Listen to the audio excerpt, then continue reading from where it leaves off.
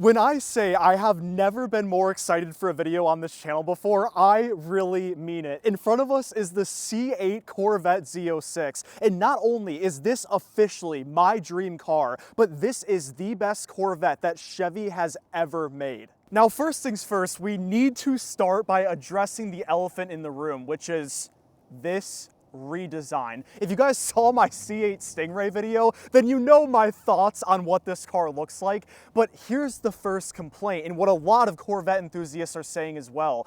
This is no longer a Corvette. Sure, it has the Corvette badge in the front, but this, especially the Z06, is officially a supercar. Corvette heritage, from that standpoint, it's kind of an upset. Now, I really do want to hear your thoughts on what you think about this redesign. It's really a love-hate relationship. You either absolutely love what Chevy did here, or you're a Corvette enthusiast and you really dislike this whole redesign. So drop in the comments below what you think about the C8 Corvette. Well, to give my opinion, from strictly a design standpoint, setting the whole heritage thing aside, this has to be one of the greatest evolutions in terms of the design for Corvettes that Chevy has ever done. I must say, Corvette is arguably the greatest car brand of all time due to the fact that every time they come out with a new generation, they always exceed expectations by far. And what's really underrated is how beautifully designed the hood of this car is. And by the way, there's no engine under here. We'll get to that in a second.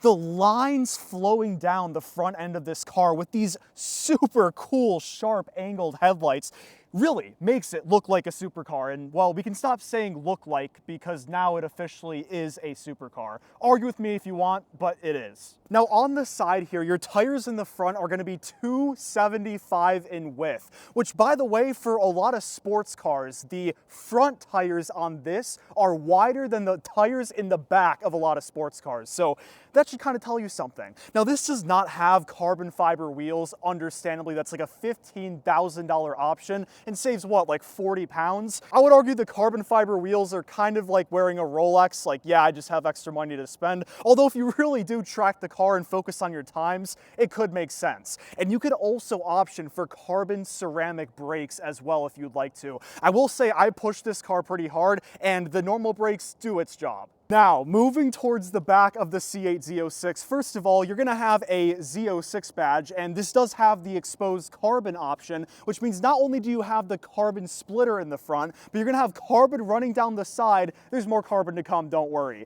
But the real kicker here is that the tires in the back of this car are 345 in width. I thought the C7 Z06 having 335s was already insane enough, but Chevy said, nope, let's do 345s. And by the way, yeah, this car kind of needs that. Now, you know for a fact you're working with a true supercar when you can even spend time talking about the top of the car. So first of all, because this has the exposed carbon package, the whole roof is carbon fiber, and move just a little bit down, you'll see a camera. And that's because the visibility with the rearview mirror and the engine being in the back is so bad that this was kind of a must. I'll show you more about that in a second. And under here is where the beauty is. When you open up the trunk of the car, whatever you want to even call this, you are presented with a 670 horsepower flat plane crank V8, which by the way, if you've heard the way this car sounds, and you're gonna hear it in a second, that is why this sounds identical to like a 911 GT3 or most Ferraris. You could probably mistake this for being a V10 with the way this thing screams.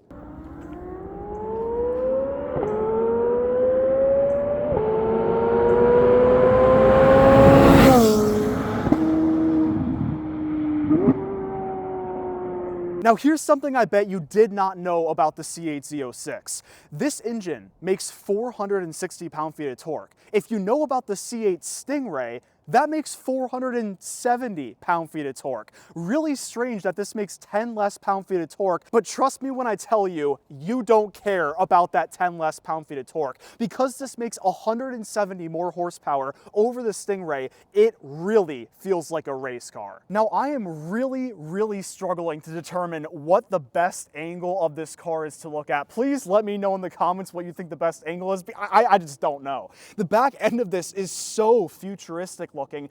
I will say C8s without a spoiler in the back look kind of bare and weird, so I'm glad this thing has a spoiler, and by the way, not just any spoiler, a carbon fiber spoiler, of course. Not to mention, on the Z06s, they go back to the quad tip center placed exhaust. When I was reviewing the Stingray, I was very sad to see that they did away with that, because the C7 Stingray had center placed quad tip exhaust. So did the Z06. But if you get the Z06, you're back to this beautiful exhaust design. So in case you were wondering how many vents are on this car, let's count them. You got 5 in the front, you have one massive one right on the side of this car. This should count as 2 because of how big it is. You got 6 on the top to extract the heat out of the engine, and then you have 4 more in the back. Now, would you believe me if I told you that we have barely even scratched the surface about this car? We haven't even mentioned the performance metrics yet, the 0 to 60, the quarter mile. What about the interior? So with that being said, let's put the GoPro on and go for a POV drive.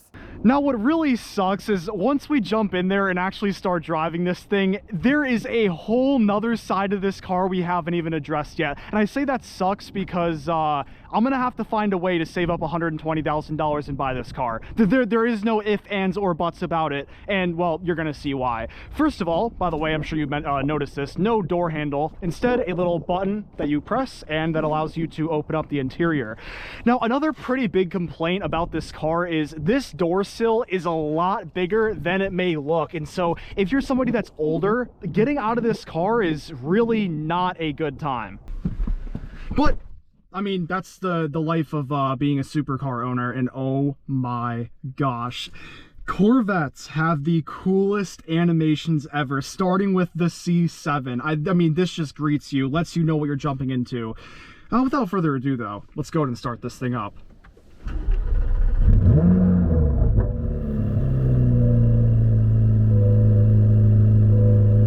Now, my gosh, there is a lot to address with this interior, starting with the fact that this is one of the most cockpit feeling interiors I have ever sat in. Everything, similar to the C7, is just facing you, but in the C8, it is more dramatic. Even the passenger has their own little cockpit inside of this car. It is so cool. Now, I do want to address a complaint, and I'm not going to complain about this, but I know some of you guys are. It's very, very techy. And so if you're somebody that likes the old school analog type of style, you're simply not getting that in this car. Everything is digital, even the rear view mirror. You're gonna jump in and see, well, you can't see anything because of the engine, but you flip a switch and now it's a camera view of the back, which, I mean, you can't complain about that. That's very cool, and it's even very effective at night, by the way, as well. But no gear lever. Like, every time I jump in this thing, I want to, you know, pull it back to drive, but instead you pull up on drive. Very interesting. Now, this steering wheel, I absolutely love this design. Flat bottom, Alcantara, a black center marker. I honestly would love to see a center marker in red, but nonetheless, I mean, this is so unbelievably comfortable to hold and drive. And you even have a heated steering wheel, which it heats this thing up literally instantaneously. And of course, attached to the steering wheel are paddle shifters. There is no manual option for C8 Corvettes. Whether we're talking about the Stingray, the Z06, or the ZR1, which is soon to come out, and my gosh, I cannot imagine what that car would be like to drive. Arguably, I don't even know how that's gonna work. 1,000 horsepower, you're gonna see what 670 feels like in a second, and it's like, it blows your mind to think that there can be more than this. They're gonna have to put like 400 width tires in the back to be able to manage that type of power.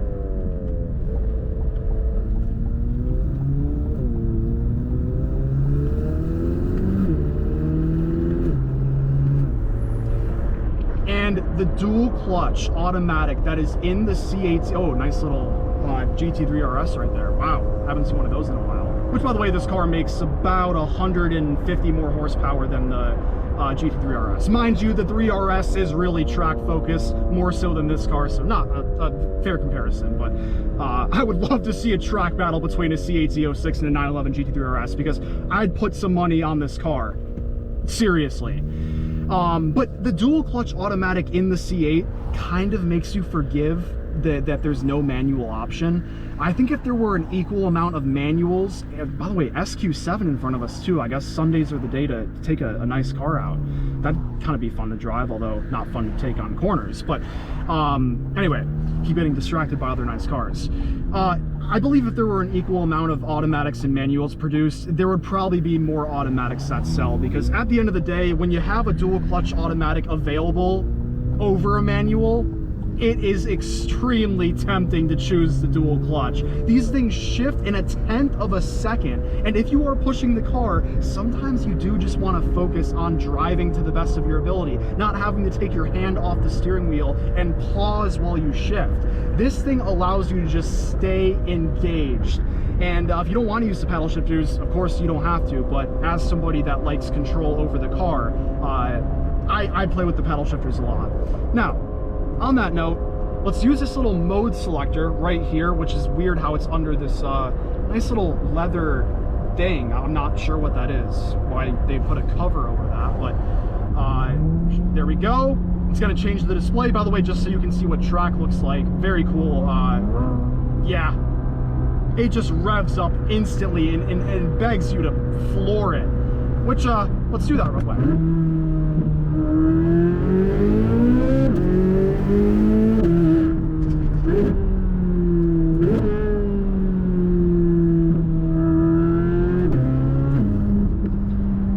The C8 Z06 weighs 3,434 pounds dry weight.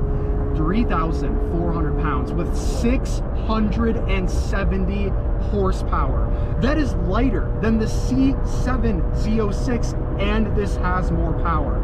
And not to mention, this grips better than the C7 Z06. Now, in large part, that's thanks to the engine being right behind us. That's going to help with, obviously, weight distribution and launches. And cornering. I mean, I'm going to make a separate video on comparing the C8 Z06 to the C7 Z06, but I mean, all I can say is every time Chevy comes out with a new generation of the Corvette, they blow minds. And I had my mind blown away, so much so that this is now ranked #1 for what my dream car is. And why not a Huracan? Why not an R8? Why not a 911 GT3 RS? Well, it makes more power than all of those cars and costs less. I'm sorry, would it be less than half? Yes, this costs less than half of what those cars cost. And it makes more power. It is equally as capable in the corners. And it is just an absolute blast to drive. Now, speaking of driving it, is it dailyable? I would say, without a doubt, absolutely. This car, sure, it's not as comfortable as an SUV, but it is too easy, if you just want to cruise in this thing and listen to some music, to do so in style and have this thing ready to absolutely take off like a rocket at the push of a button. Just press Z, which is, it'll jump into the mode you want it to jump into, customizable through the infotainment screen, and you're ready to go.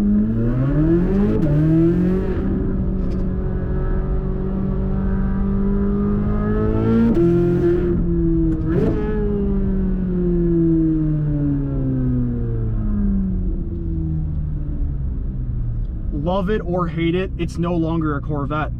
It is straight up a supercar. It doesn't sound like a Corvette. It sounds like a supercar. It doesn't look like a Corvette. It looks like a supercar. It shifts like a supercar. It accelerates like a supercar.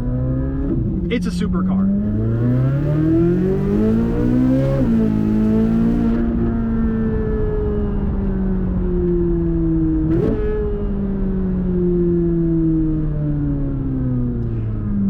And with that being said, let's go ahead and do a 0 to 60 test on the C8 Z06. Ready? 3, 2, 1, go.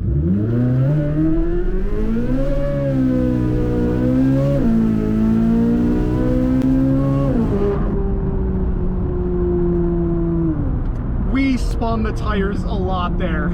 It is about 40-ish, 45 degrees outside. I think we're closer to 40 degrees outside. And yet it still is able to grip the way that it does. Oh my gosh. Again, that's big thanks to the engine being in the middle of this car. Oh, it just wants you to go.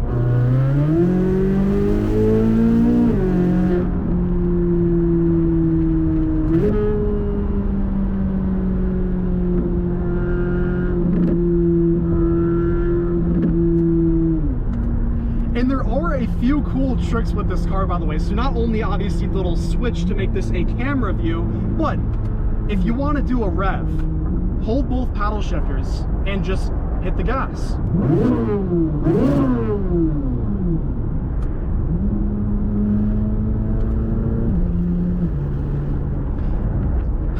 8,500 RPM in a flat plane crank V8. I don't know how we didn't already mention the 8,500 RPM, but I just wanted to let the car speak for itself on that point. It is surreal taking it past 6,000 and then still having 2,500 more RPM to go. I mean, when you accelerate in this thing, you're like, is it gonna shift? Is it gonna shift? Is it gonna shift? And then it finally shifts after you're like, holy crap, how much longer do we have to go? And that just makes the car all the more thrilling. By the way, to touch on some numbers here, 0 to 60 claimed by Chevy, 2.6 seconds. Obviously, you'll need a prep surface for that. Quarter mile, 10.7 seconds. This is a 10-second car. Not sub 10 second, but it's in the tens, which, I mean, anything sub 10 seconds, you almost pretty much have to have the car modified. There's a very, very few select cars that can do sub 10 that are from the factory.